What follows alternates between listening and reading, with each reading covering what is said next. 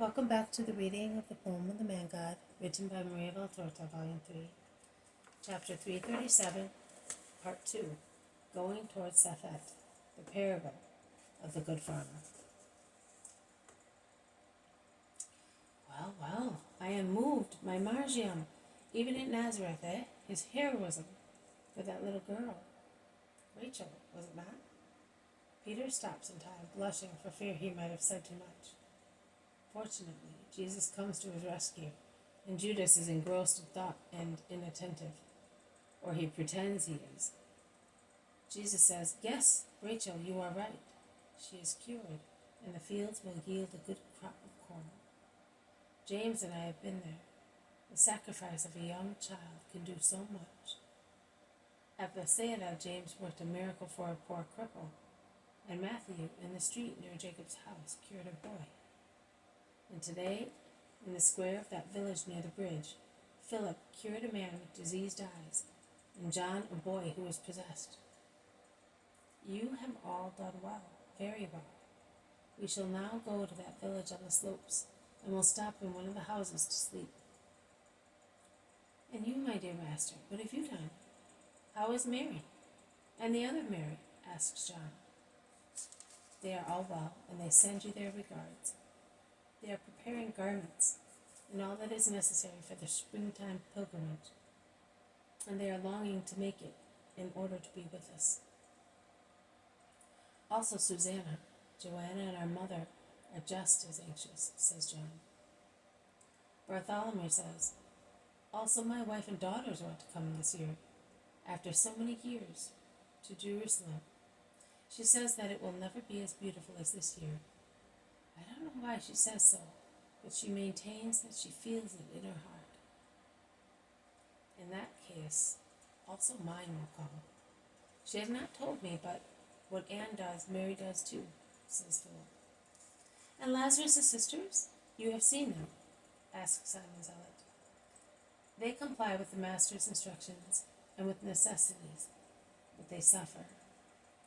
Lazarus looks very poorly, doesn't he, Judas? He has to lie down most of the time. But they are anxiously awaiting the Master, says Thomas. It will soon be Passover, and we shall go to Lazarus' house. But what have you done at Nazareth and at Chorazin? At Nazareth I greeted relatives and friends.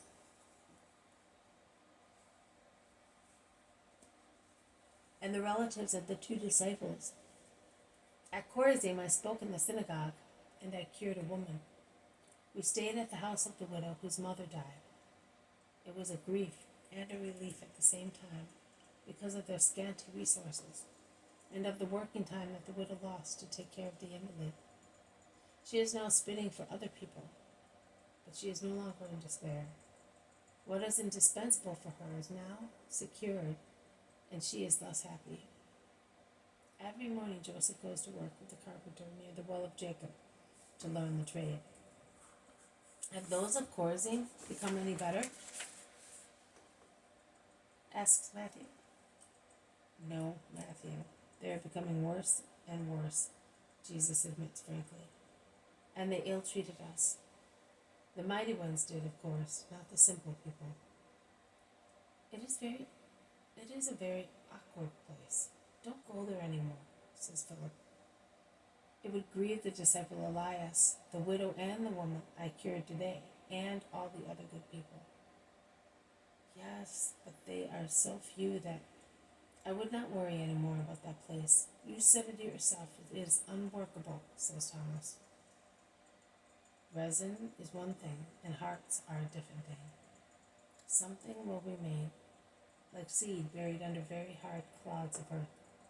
It will take a long time to spring up, but it will at last come up. The same applies to Chorazin. What I have sowed will begin to grow one day.